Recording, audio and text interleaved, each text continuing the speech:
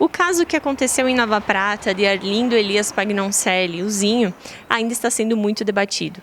E para falar um pouco mais sobre o assunto da parte criminal, conversamos com Lindo. Ele que é advogado criminal, ex-presidente da OAB por 9 anos aqui do município, e explica um pouco mais sobre o processo a partir do momento em que o caso aconteceu. Então, em apertadas linhas, assim, de forma um pouco bem resumida, para as pessoas entenderem o que está acontecendo e o que vai acontecer. Então, agora, inicialmente, nós estamos na fase do inquérito policial. O que é o inquérito policial? Qualquer fato que tenha conotação criminal, de algum ordenamento, do ordenamento jurídico criminal, é levado ao conhecimento da autoridade policial, no caso a delegada, e ela instaura o inquérito. Foi o que aconteceu. Nesse caso específico do Zinho, na própria noite, no domingo de noite, já a delegada abriu um inquérito, instaurou de ofício para apurar o fato e as suas circunstâncias. Então, o que é o inquérito policial? O inquérito policial é o nascedouro de toda ação penal que vai resultar na aplicação da justiça. Então, sem o inquérito policial, qualquer fato criminoso de cunho criminal não teria a aplicação da justiça se não começasse por inquérito policial. Então, o nascedor do inquérito policial está sendo feito pela delegada Liliane, está muito bem conduzido, e até quero aqui cumprimentar ele na condição de presidente do grupo de apoio da Polícia Civil, além de advogado, né? E cumprimentar ela, a equipe dela, pelo excelente trabalho. Esse, ao que me parece, será o primeiro inquérito que tem a aplicação direta da tecnologia, porque tem muitos áudios, vídeos, a utilização das câmeras de segurança da cidade, né? Então, envolve bastante tecnologia de comparação entre as imagens que foram enviadas e as imagens da cidade, das câmeras da cidade. Então, esse é o primeiro inquérito que envolve a quantidade de gente, de pessoas, né? Me parece são dezenas, né? Alguns menores e outros maiores, e vai ser, então, esse primeiro inquérito. O que a Polícia Civil faz? O que a delegada faz? Ela instaurou o inquérito, ela começa a ouvir todas essas pessoas, né? Por informação, pelos áudios, né? Pelos vídeos, e aí acaba trazendo para dentro do inquérito o fato, a circunstância do fato, quem são os agentes ativos, quem é a vítima, quais as circunstâncias do crime, e depois, ao final, ela ouve todas essas pessoas, busca, no caso dele, teve que aguardar o laudo da causa-morte dele, que é importante para o inquérito policial, ouve essas pessoas, e ela, no final, ela faz um relatório e ela indicia. Então, ela faz um relatório dela e diz o seguinte: indicia o fulano, fulano, fulano, fulano, e diz a cada um deles qual o crime que ele cometeu. Porque, embora tenha resultado, infelizmente, injustificada e desnecessariamente a morte do Zinho, né, tem uma graduação das culpas. Nem todas as pessoas vão ter a mesma grau de culpabilidade. Então, alguém pode ser indiciado pela delegada por lesões corporais, outros podem ser denunciados por instigação ao crime, outros podem ser denunciados por homicídio qualificado. Então, cada um desses agentes que foram ouvidos, foram identificados, vão ser indiciados pelo crime que eles, na medida da culpabilidade de cada um. Feito o inquérito policial concluído, o inquérito policial vai para o judiciário, que aí a justiça toma para si, ela que é a competente para julgar este fato. O juiz recebe o inquérito policial, ele analisa, e se tem pedido de prisão, porque a delegada poderá, é uma suposição, poderá pedir a prisão preventiva de alguns deles pode ser pedida a prisão preventiva. O juiz, de posse do inquérito policial concluído, ele analisa e aí ele vê a viabilidade da decretação da prisão preventiva, a pedido da delegada. Aí, então, se há pedido de prisão preventiva, geralmente o juiz acolhe, decreta a preventiva e manda, então, o inquérito, que agora é um processo crime, leva um outro número, né, um processo crime, envia para o Ministério Público, no caso o promotor, aqui o competente será o doutor Leonardo, que é da primeira vara, por envolver crimes contra a vida, né, do homicídio. Ele vai ser o competente para denunciar, ele vai estudar o inquérito, vai denunciar essas pessoas igual ou algo mudando, tendo um entendimento diferente da delegada. Ele pode entender, a delegada pode ter indiciado o sujeito dos crimes 1, 2 e 3. E ele entendeu, o promotor entendeu, não, é os crimes 3, 4 e 5. É um exemplo, né?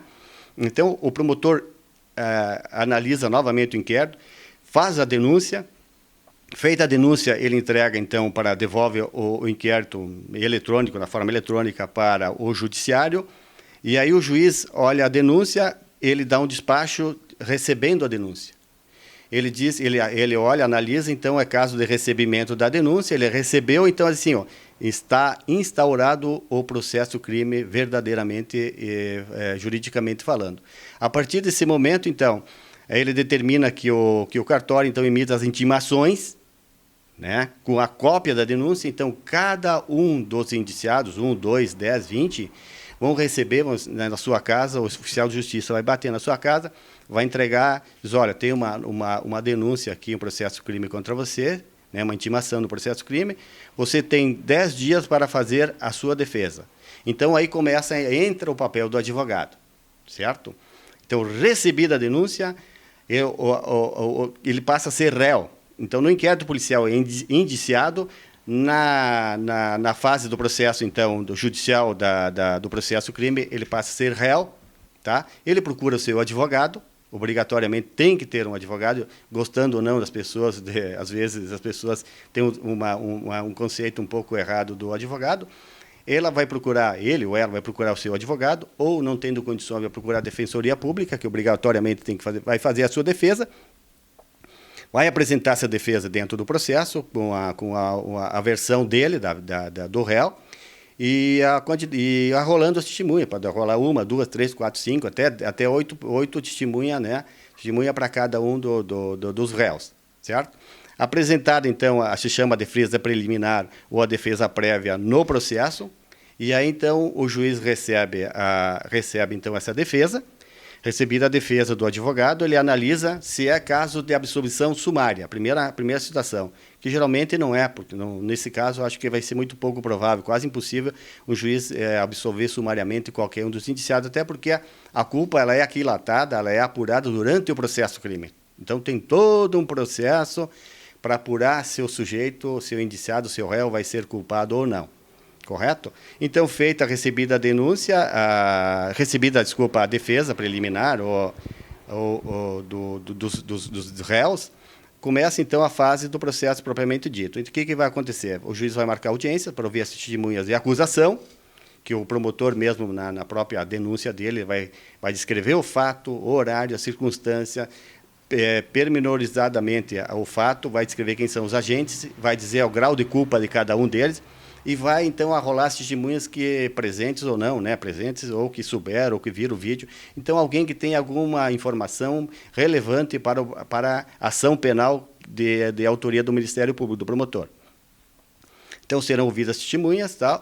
Aí vai ouvida todas as testemunhas, vai, então, para final, os advogados e o promotor faz o seu resumo, os seus memoriais finais. A defesa faz cada um dos seus advogados, pode ter, se tem 10 réus, pode ter 10 advogados, né? Não há um número ilimitado, né? Máximo de advogados. Cada um vai fazer o seu resumo, os seus memoriais, e o juiz vai dar uma sentença. Então, especificamente no caso do Zinho, como há maiores, no início do processo, quando o promotor apresentar a denúncia, por haver envolvimento de menores, corrijo, o promotor vai fazer o desdobramento desse caso. Então, ele vai denunciar os menores, que eles vão sofrer um procedimento especial de menores, um processo diferentemente dos maiores. Vão correndo, então, os crimes contra a vida estão na primeira vara judicial, os de crimes contra de menores vai para a segunda vara. Então, cada um desses processos vai tomando um rito próprio. O especial, o rito dos menores tem um procedimento menor, mais rápido, mais célere, né, mais simplificado. Os maiores é um processo ordinário, vai demorar um pouco mais. Então, voltando aos maiores, o juiz vai dar uma sentença de pronúncia. Ele não vai dizer se as pessoas são culpadas ou não, né? Ele vai dizer o seguinte, olha, teve um homicídio, é caso de ir para a júri. Então, o juiz ele dá uma sentença que não é de condenação. Ele diz o seguinte, olha, o caso é para júri popular. E aí, então, começa uma terceira fase dos crimes de competência do júri, no caso do homicídio, que, nesse caso aí, acredito que o promotor irá denunciar os maiores e também os menores, né, no procedimento específico dele, pelo crime de homicídio qualificado, talvez por motivo fútil ou impossibilitar a defesa dele, né, em virtude da quantidade de gente. Tem qualificadores no crime, que pode ser a formação de bando, né, porque a quantidade de gente. Enfim, assim, aqueles réus que forem denunciados não tendo a conotação de crime de competência do júri, eles podem ter uma sentença, né, uma condenação. Dessa condenação abre prazo para recurso, e aí, tanto da pronúncia também abre prazo para recurso. O recurso é endereçado ao Tribunal de Justiça de Porto Alegre. Voltando os recursos, no caso dos maiores, aí o juiz, então, instaura o procedimento de júri. E aí é marcado um júri, é julgado por um corpo de jurados, né? É sorteado 21, desses 21 são selecionados 7 no dia do júri, né? E aí cada advogado vai fazer a defesa do seu réu, poderão rolar testemunha, vai ser quase com repetição do processo crime, né? Da fase de instrução criminal. E aí o júri vai decidir se é caso de homicídio qualificado, se tem a incidência das qualificadoras, né? O júri, então, que vai dizer se eles são culpados ou não. O júri, na verdade, ele só vota, condena ou absolve, só. Ele não diz e tira as qualificadoras ou acrescenta ou mantém as qualificadoras no caso do homicídio, do crime. E aí ele diz culpado e inocente. Quando o final da votação dos jurados, o magistrado, o juiz-presidente do Tribunal do Júri, vai dar uma sentença, né, com base na condenação dos jurados, vai aquilatar, então, a culpa e a pena, a dosimetria da pena. Vai dizer, condena o réu, fulano e tal, como é homicídio qualificado, as penas começam com 12, né, de 12 a 30. Né? Então, aí ele pode condenar, tal, a pena mínima de 12, acrescida das qualificadoras, mais 3, mais 5, tal. Daqui pode ir 13, 14, 15, 16, 18 anos, até 20 anos. Aí o juiz vai aquilatar. Ele vai dosar, fazer a dosimetria da pena para cada um dos réus. Pode ser, digamos um exemplo, 10 réus podem ir a júri, mas nem todos sejam condenados, porque é aquilatada a culpa, né, a proporcionalidade da culpa, a culpabilidade de cada um deles. Então, feita a condenação ali, o júri e condenados, eles poderão apelar. Se estão em liberdade, eles permanecem em liberdade. Se estão presos e não saíram por habeas corpus, eles permanecem presos, recorrem ao Tribunal de Justiça. Querendo, poderão, não contentes, podem recorrer ao STJ, não contentes poderão recorrer ao STF. Por quê? Porque o ordenamento jurídico penal e a própria Constituição fala da ampla defesa, né? E daí temos toda essa gama de recursos previsto em lei. A lei é feita pelo legislador, não pelos advogados, né? Feita pelo Congresso Nacional. E aí tem que esgotar todas as fases, todas a garantia de defesa de todos os réus. Por quê? Porque se deixar uma brecha, ou se tiver alguma garantia que não for assegurada ao réu, chega lá no final, o Tribunal de Justiça poderá anular todo o processo e volta para a origem, para a primeira vara, ou para a vara dos menores, e retoma todo o rito de novo, porque teve uma nulidade lá atrás. Então, a princípio, em apertadas linhas, aí, o que eu posso colaborar, então, é esse resumo de que o processo é longo, começa obrigatoriamente por um inquérito policial, que já está feito, é o que eu sei da delegada.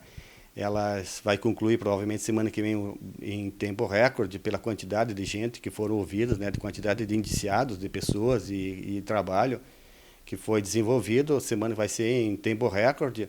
Ela conclui o inquérito policial, vai para o judiciário manda para o promotor denuncia, e aí o juiz recebe a denúncia, cada um réu trata o seu advogado, e aí começa propriamente o processo penal, processo criminal penal.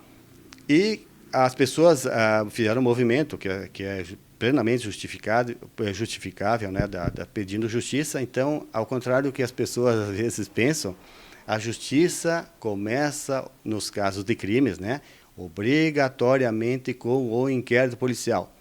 Sem um inquérito policial bem feito, é muito pouco provável que obteremos a justiça. E o conceito de justiça, ele é bastante subjetivo. Por exemplo, uma situação, eu e você, tá? Num crime de agressão, por exemplo. se eu for condenado, eu vou dizer, mas que injustiça. Você, na condição de vítima, vai dizer, se foi feita a justiça, o Lindo foi condenado por me agredir e tal, realmente foi feita a justiça. Um terceiro pode dizer, indiferente, olha, tanto faça, para mim, se foi condenado, absolvido, para mim não soma nada, não interessa. Então, é um conceito bastante subjetivo da pessoa. Então, essas pessoas que, no final, se forem condenadas, elas vão dizer, mas que injustiça, eu não merecia ser condenado toda essa pena. Os familiares também vão ficar aqui, justiça, meu filho, meu irmão, sei lá, meu primo foi condenado. E as vítimas, a familiar da vítima, dizer, efetivamente, para alguns ou para todos, foi feita a justiça. Então, ela é um conceito bastante subjetivo. Em apertadas linhas, eu acho que é mais ou menos isto.